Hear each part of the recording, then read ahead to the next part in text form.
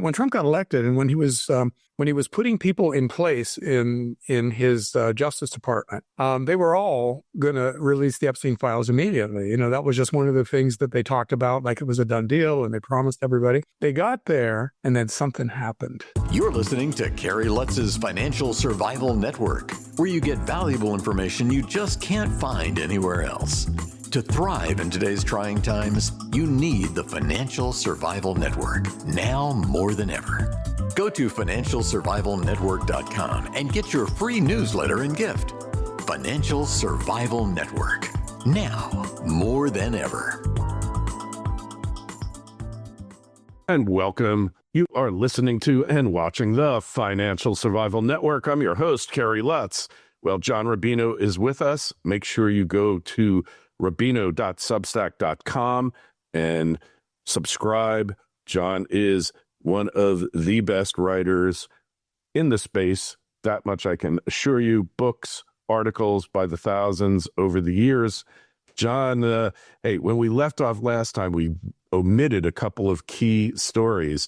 The Epstein thing, which evidently there was nothing to see there, and just move along, right? Nothing happened. Can you imagine? Yeah.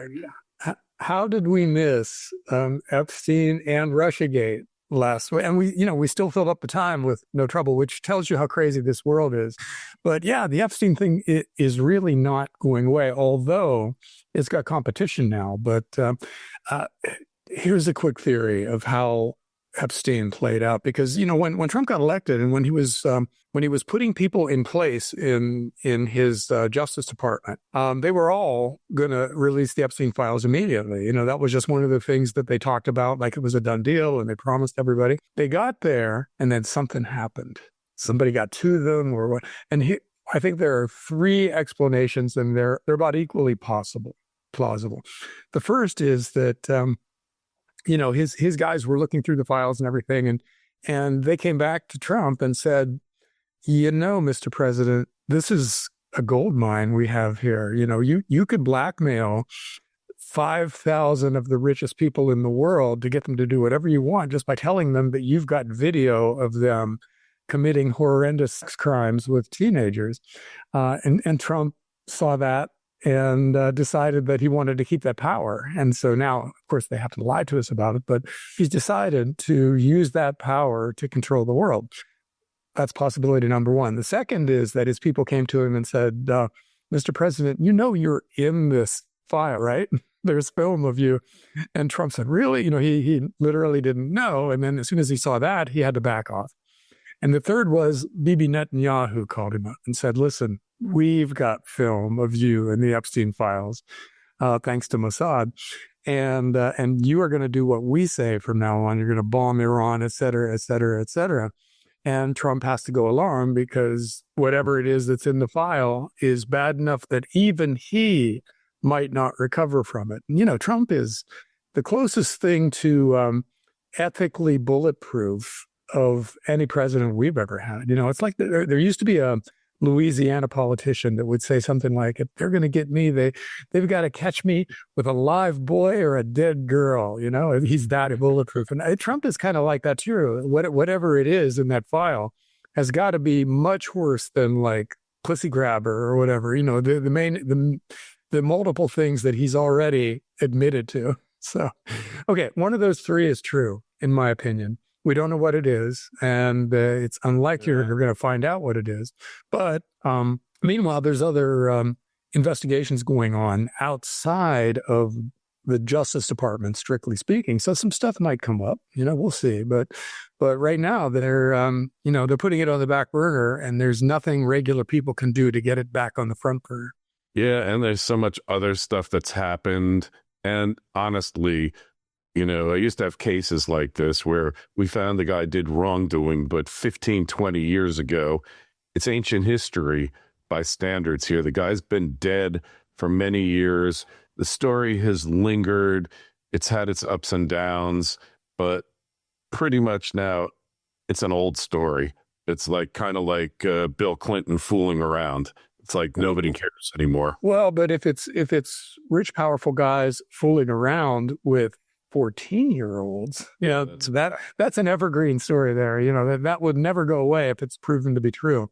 It'll destroy thousands of lives, and rightfully so, and destabilize governments, and rightfully so.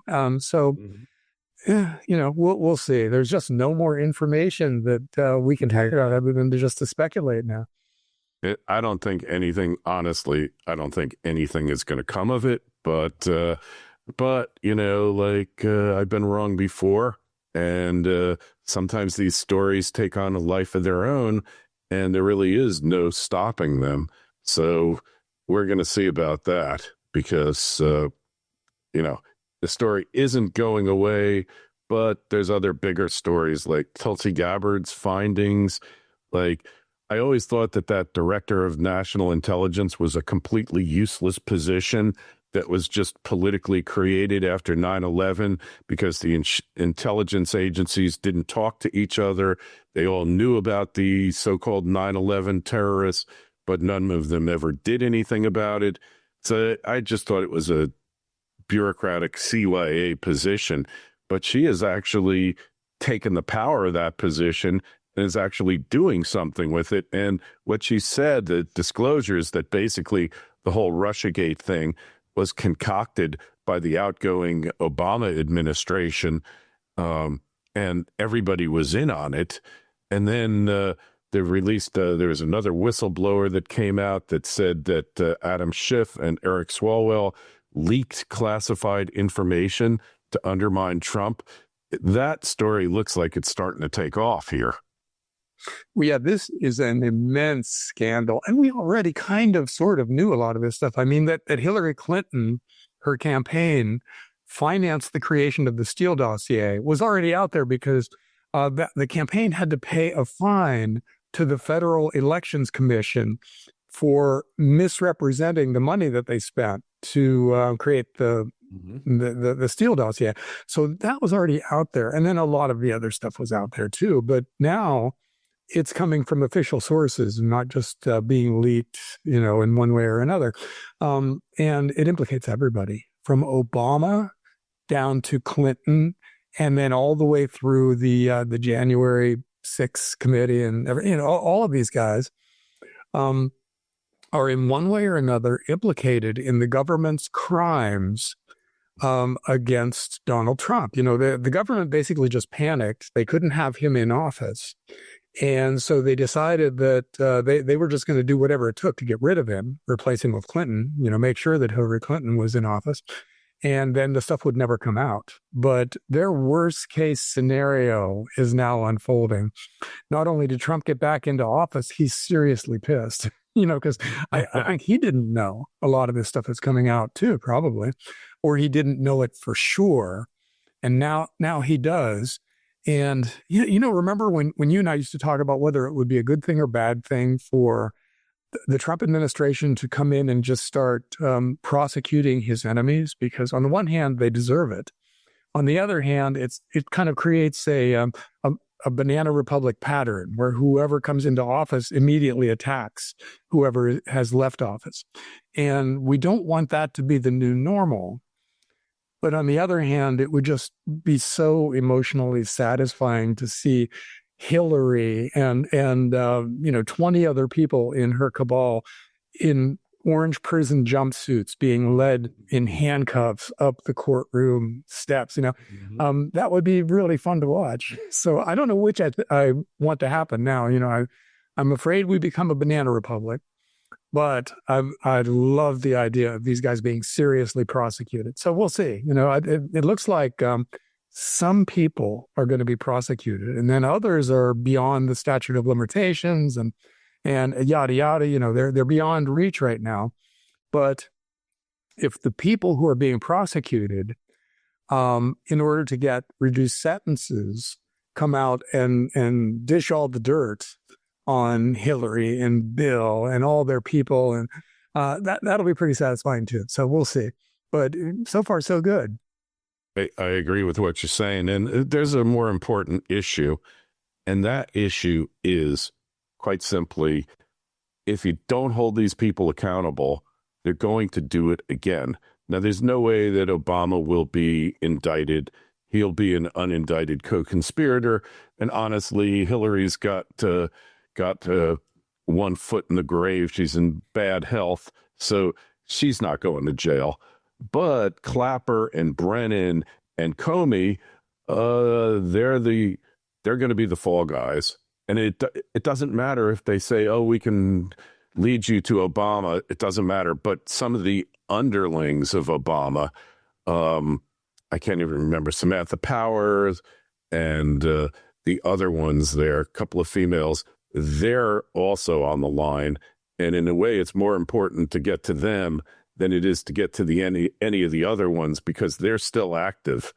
And this is going to be fun. Hey, what about Trump taking over D.C., over the police department, sending the guard in and just saying enough is enough?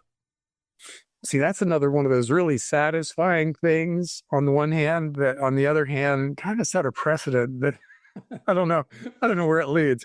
But yeah, Washington, D.C.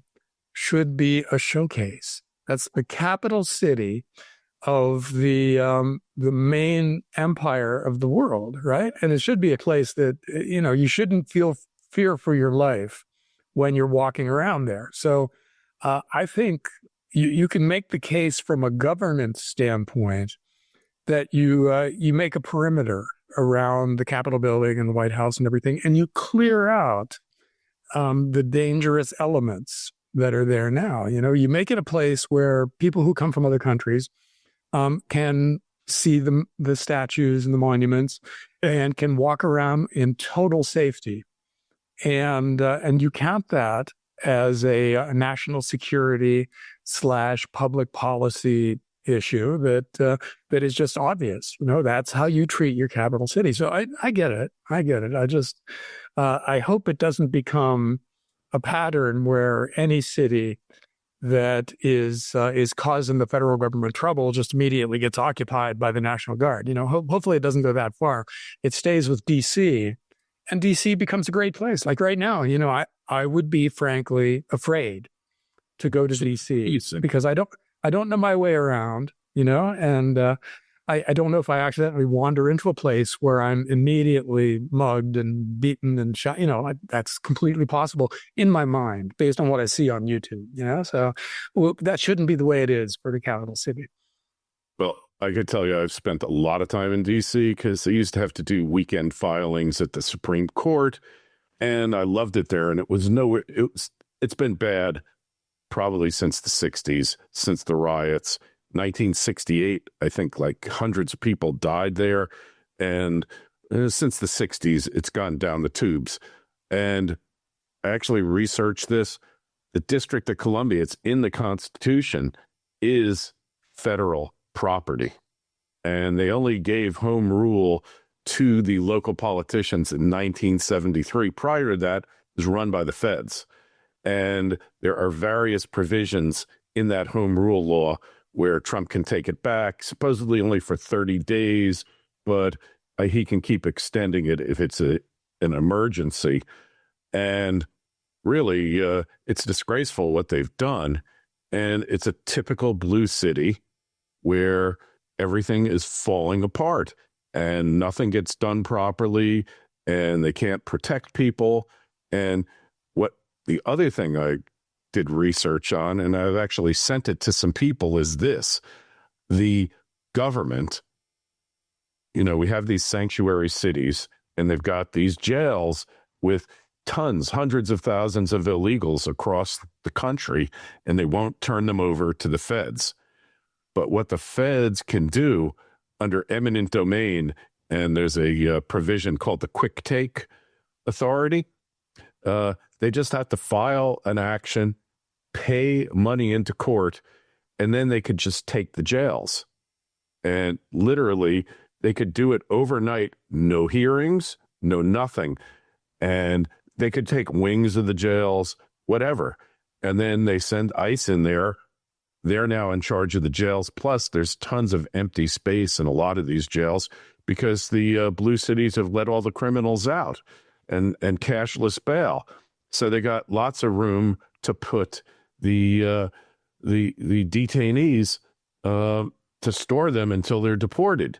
And this is like a real thing. They can do this in like 5 minutes if they decide to. No hearings, nothing. It's called Quick Take Authority. I have the site if anybody wants it. Just email me, kl@kerrylutz.com. That's what they should be doing. Go after the top 100 sanctuary cities, eminent domain their jails, empty them out of the illegal immigrants, and use them to hold more illegal immigrants. When Stephen Miller finds out about this, he's gonna go wild with it. And a side point here is that one of the reasons why the Democrats' approval as a political party, why their approval is at record lows, is that you can just flat out see who's in charge of what right now. And anybody who's paying attention can see that every single entity, with just a couple possible exceptions, every single entity that's run by Democrats is a hellscape. It's just a terrible place and getting worse all the time. Yeah, they want it. As well, you can make the case that it strengthens their hand, because the worse it gets, the people who might vote Republican leave, and that just leaves the people who are only going to vote Democrat there. So Democrats become a one-party state, or they become the ruler of a one-party state, and that suits them just fine because they're making tons of money bleeding the government for their own purposes. So, it's a horrible thing to say as if it's true, but it does seem to be true. I mean, what else can be the rationale? Follow the money. You're letting a place like California, which is this just 20 years ago was this shining star of the best place to be, and to everybody in the world. Everybody wanted to go there. And now everybody who's there wants to be out of there as quickly as possible. So hopefully there's an end point in this process where blue states kind of hit bottom and change their governance policies. But I don't know. In the meantime, people are leaving. The U-Haul truck into U-Haul ratio. U-Haul ratio is pointing from blue to red right now in a big way, and there's no reason to think it'll change in the short run. Look at Florida. Florida, it was purple, in 2000, and now it's bright red. And, it's just happening before our very eyes, this trend. And what about what's happening in Texas with the legislature, with the redistricting, and the fact that they're going to redistrict and Trump is going to redo the census because it was inaccurately done. And all of these blue states, now it becomes apparent why they wanted all these illegals, because their regular citizens are leaving. The illegals come, the census, their House seats are apportioned on the basis of people in the state, not citizens. So they artificially inflate the number of representatives that they're entitled to. And that was the grift, John. That's what it's all about.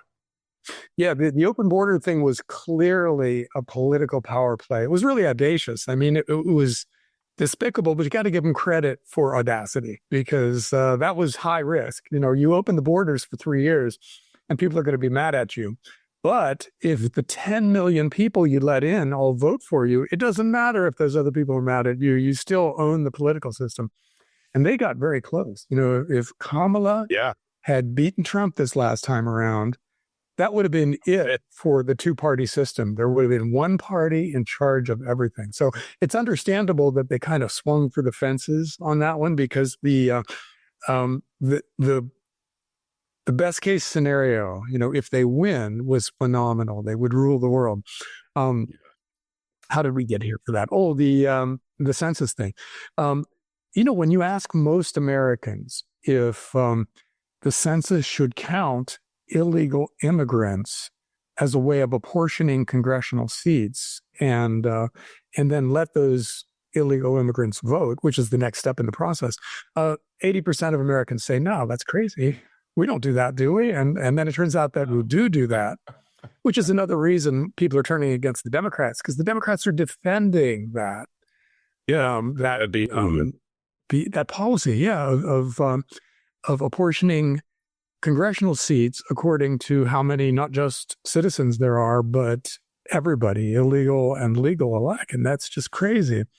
And so Trump is playing hardball with this one too. This is another thing where a normal government would not think of saying, hey, let's just do another census. I know it says in the Constitution every 10 years, but what the heck? Let's just do one correctly. Doesn't say you can't. Yeah. Well, and so they're going to do it. And that's going to cost the Democrats a lot of congressional seats and gain the Republicans a lot of congressional seats. And then the Supreme Court just made a ruling that said you cannot use race when designing congressional districts. Right. So you have to do it in a colorblind way. You can do it in a political party favoring way, but you can't use race as part of your criteria. And that is going to cost the Democrats a lot of congressional seats, gain some for the Republicans. So it's conceivable now that in the next midterm elections, that the Republicans don't just get swept and the Democrats take back Congress. It's possible that the Republicans hold Congress, which gives Trump 2 more years to do all the stuff that he's doing. Right now they're rushing to get everything done because they think they only have 2 years. But hold Congress and get 2 more years, then there doesn't seem to be any limit to the stuff that's going to get done. For better or worse, the U.S. and the world are going to be reshaped in the image of Donald Trump, which is just an amazing thought. I want to go back to something you said about the Epstein files and the blackmailing and all that. Not that I'm saying it's being done, but don't you find it interesting that the Supreme Court, which was so resistant to him his first term, and the composition isn't really any different. He appointed, I think, 2 or 3 of the judges on there. All of a sudden, the right-oriented judges are much more compliant, if you will. They're really finding for Trump in virtually every case. I think he won 16 cases before the Supreme Court, which is some kind of record. Now, I don't know if they're being blackmailed or they've just come to their senses or what, but don't you find that kind of interesting?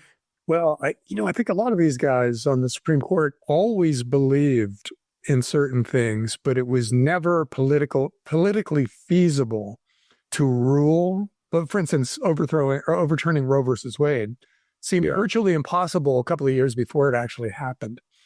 And there's a lot of other stuff like that. There's this Chevron thing, which is a huge deal.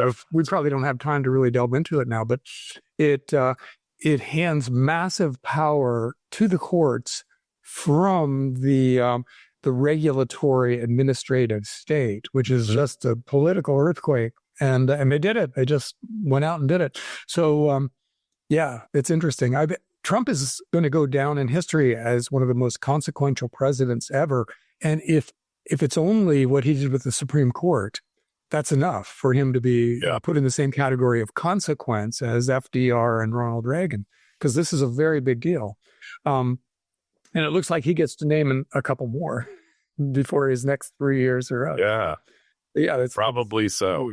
I just what he wants to do, and he says this now is, I don't want to name a 65-year-old. I want to name a 40-year-old, so they're there for the next 30 or 40 years. So he's looking at a conservative court to the end of this century. That's just that's amazing when you think about it. Totally. All right. Well, that's it for us today. I'm glad we connected, went over those things that we neglected.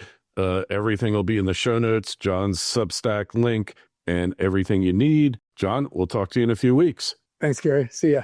Thanks for listening to Kerry Lutz's Financial Survival Network, your solution to today's trying times. For the latest, go to financialsurvivalnetwork.com. Financial Survival Network, now more than ever.